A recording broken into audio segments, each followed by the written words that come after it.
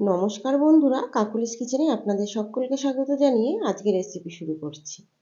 আজ চলে এসেছি গরমে তৃপ্তিদায়ক রেসিপি নিয়ে, আলু কাঁচকলা দিয়ে মাছের ঝোল। গরমের দুপুরে পেঁয়াজ রসুন ছাড়া এই মাছের ঝোল সাদা ভাতের সঙ্গে খেতে কিন্তু অসম্ভব সুন্দর লাগে। অনুরোধ রইল পুরো রেসিপিটা দেখার, আর দেখে যদি আপনাদের ভালো লাগে তাহলে অবশ্যই লাইক, কমেন্ট এবং শেয়ার করে দেবেন। চ্যানেলটিকে সাবস্ক্রাইব করবেন বেল আইকন সহ আরও নিত্য নতুন রেসিপি দেখার জন্য। এখানে আমি 7 পিস রুই মাছ খুব ভালোভাবে ধুয়ে পরিষ্কার করে নিয়েছি, আর মাছের গায়ে পরিমাণ মতো নুন আর হলুদ দিয়ে দিয়েছি। খুব ভালোভাবে মাছের গায়ে নুন আর হলুদটা মাখিয়ে নেব। মাখিয়ে রেখে দেবো 30 থেকে 40 মিনিটের জন্য।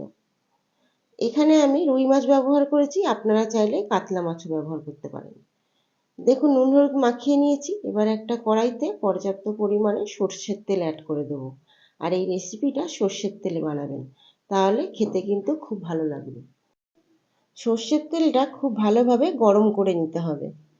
এখানে দেখুন সর্ষের তেলটা গরম করে নিয়েছি। এবার এক একটা করে মাছ তেলে ছেড়ে দেবো, আর একটু লালচে করে মাছটা এপিট ওপিট করে ভেজে তুলে নেব। আর সর্ষের তেল খুব ভালোভাবে যদি গরম করে না নেন তাহলে কিন্তু মাছ ভাজার সময় কড়াইতে লেগে যেতে পারে। তাই জন্য খেয়াল রাখবেন, খুব ভালোভাবে তেলটা যখন গরম হয়ে যাবে তখনই মাছগুলো ছেড়ে দেবেন। একটা পাশ দেখুন লাল করে ভাজা হয়ে গেছে, এবার উল্টে আর একটা পাশও লাল করে ভেজে নেব। আপনারা যেরকম পছন্দ করেন সেইভাবে মাছগুলো ভেজে নেবেন। যদি আপনারা কম ভাজা মাছ পছন্দ করেন তাহলে কিন্তু একটু কম ভেজে নিলেও কোনো অসুবিধা নেই। এবার দেখুন মাছগুলো ভাজা হয়ে গেছে, এবার আমি এক একটা মাছ তুলে নেব। একই রকমভাবে বাদবাকি মাছগুলো ভেজে নেব। ফিরে আসছি সমস্ত মাছগুলো তুলে নেওয়ার পর। এদিকে দেখুন সমস্ত মাছগুলো তুলে নেওয়া হয়ে গেছে, আর বাদবাকি মাছগুলো আমি ভাজতে বসিয়ে দেবো। আর এদিকে লম্বা করে 3টে কাঁচকলা আমি এখানে কেটে নিয়েছি, আর দুটো আলুকেও আমি লম্বা লম্বা করে কেটে নিয়েছি। কাঁচকলা দেখুন আমি কিন্তু কাটিনি, কাঁচকলাগুলো একটু হাতের সাহায্যে দুফালি করে ছাড়িয়ে নিয়েছি। দেখুন গাটা দেখেই বোঝা যাচ্ছে। এইভাবে কাঁচকলা ছাড়িয়ে নিলে কিন্তু মাছের ঝোল বা যে কোনো রেসিপি কালো হয় না। আর কাঁচকলাগুলো কেটে আমি নুন হলুদ জলে একটু ভিজিয়ে রেখেছিলাম, তারপর সেখান থেকে তুলে রেখেছি। দেখুন এদিকে মাছগুলো ভাজা হয়ে গেছে, এবার মাছগুলো খালি তুলে নিচ্ছি। ওই তেলের মধ্যেই আমি আলুগুলো ভেজে নেব। আলুগুলো প্রায় 3-4 মিনিট ধরে মিডিয়াম ফ্লেমে একটু লালচে করে ভেজে তুলে নেব। দেখুন নাড়িয়ে চাড়িয়ে আলুগুলো লালচে কালার ধরে এসছে, এবার আমি তুলে নিচ্ছি। ওই তেলের মধ্যেই কাঁচকলাগুলোকেও ভেজে নেব। আপনারা চাইলে কাঁচকলা বা আলু দুটো একসঙ্গেও ভেজে নিতে পারেন। আমি এখানে আলাদা আলাদা করে ভেজে নিচ্ছি। দেখুন কাঁচকলাগুলোও দিয়ে দিলাম। কাঁচকলাগুলো একটু সোনালি কালার ধরলেই তুলে নেব।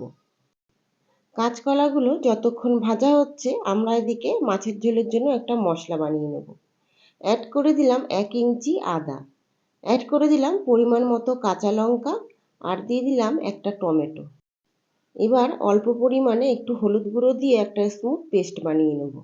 দেখুন পেস্টটা আমাদের তৈরি হয়ে গেছে, আর এদিকে কাঁচকলাগুলোও প্রায় ভাজা হয়ে গেছে। কাঁচকলাগুলো এবার তুলে নেব। কাঁচকলা একবার ভেজে মাছের ঝোল রান্না করে দেখবেন, খেতে কিন্তু বেশি টেস্টি হয়। সমস্ত কাঁচকলাগুলো তুলে নেওয়ার পর এখানে অ্যাড করে দেবো 1/2 টিস্পুন সাদা জিরে। জিরেটা একটু ভাজা ভাজা করে নিয়ে এখানে অ্যাড করে দেবো 1/2 টিস্পুন হলুদ গুঁড়ো। হলুদ গুঁড়ো দিয়ে দেওয়ার পর এখানে পেস্ট করে রাখা মশলাটা অ্যাড করে দেবো। মশলাটা 1-2 সেকেন্ড একটু নাড়িয়ে চাড়িয়ে নিয়ে, যাতে মশলাটা পুড়ে না যায় তাই জন্য অ্যাড করে দেবো মশলার বাটি ধোয়া জল। জলটা দিয়েও হাই ফ্লেমে মিনিট 2 একটু ফুটিয়ে নেব। যখন দেখবেন মশলার গা থেকে একটু তেল ছেড়ে এসছে, সেই পর্যায়ে অ্যাড করে দেবো এখানে কিছু শুকনো মশলা। মশলা থেকে তেল ছাড়তে শুরু করে দিয়েছে, এই পর্যায়ে অ্যাড করে দিচ্ছি 1/2 টিস্পুন জিরের গুঁড়ো, 1/2 টিস্পুন ধনের গুঁড়ো, আর 1/2 teaspoon Kashmiri red chilli powder, যাতে গ্রেভিতে খুব সুন্দর একটা কালার আসে। এখানে বলে রাখি, আগে যে আমি তেলের ওপর হলুদ দিয়েছিলাম এতেও কিন্তু খুব সুন্দর একটা গ্রেভিতে কালার আসবে। এখানে যদি কাশ্মীরি রেড চিলি পাউডার নাও দিতাম তাও একটা খুব সুন্দর কালার আসতো। এখানে অ্যাড করে দিলাম পরিমাণ মতো নুন। নুনটা দিয়েও খুব ভালোভাবে মিনিট 2 মশলাটা আরও কিছুক্ষণ কষিয়ে নেব। দেখুন মশলা থেকে খুব ভালোভাবে তেলটা ছেড়ে এসছে আর আমাদের মশলা অলরেডি কষানো হয়ে গেছে। এই পর্যায়ে অ্যাড করে দিতে হবে ভেজে রাখা আলু আর কাঁচকলাগুলো।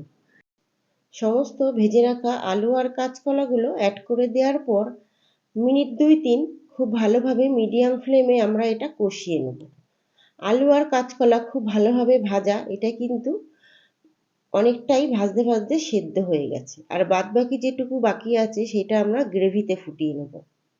খুব ভালোভাবে মিনিট 2-3 মশলাটা কষিয়ে নেওয়ার পর এখানে অ্যাড করে দেবো পরিমাণ মতো গরম জল।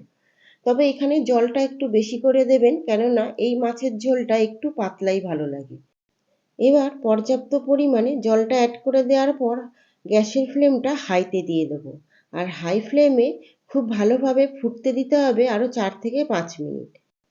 গ্রেভিটা খুব ভালোভাবে ফুটতে দেওয়ার পর এই পর্যায়ে নুনটা চেক করে নিতে হবে।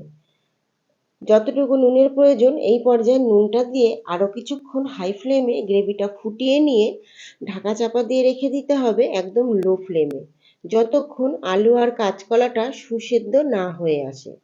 দেখুন আমি ঢাকা চাপা দিয়ে রেখে দিয়েছিলাম, এরপর ঢাকা চাপাটা খুলে দেবো। খুলে দেওয়ার পর চেক করে নিতে হবে আলু আর কাঁচকলাটা সুসেদ্ধ হয়েছে নাকি।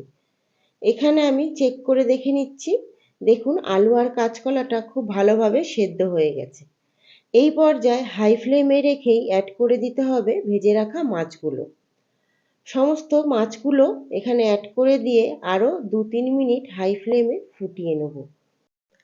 মাছগুলো গ্রেভিতে দিয়ে দেওয়ার পর বেশিক্ষণ ফোটানোর দরকার নেই, কেন মাছগুলো খুব ভালোভাবে ভাজাই রয়েছে আর আলু আর কাঁচকলাটা কিন্তু অলরেডি আমরা গ্রেভির সঙ্গে ফুটিয়ে সেদ্ধ করে নিয়েছি। 2-3 মিনিট গ্রেভির সঙ্গে মাছটা ফুটিয়ে নিলেই তৈরি হয়ে যাবে আমাদের আলু কাঁচকলা দিয়ে মাছের ঝোল। আর গ্যাস অফ করে 5 থেকে 10 মিনিট স্ট্যান্ডিং টাইমে রেখে দিলেই আমরা গরম গরম ভাতের সঙ্গে পরিবেশন করে নিতে পারবো। আশা করব আজকের রেসিপি আপনাদের খুবই ভালো লেগেছে।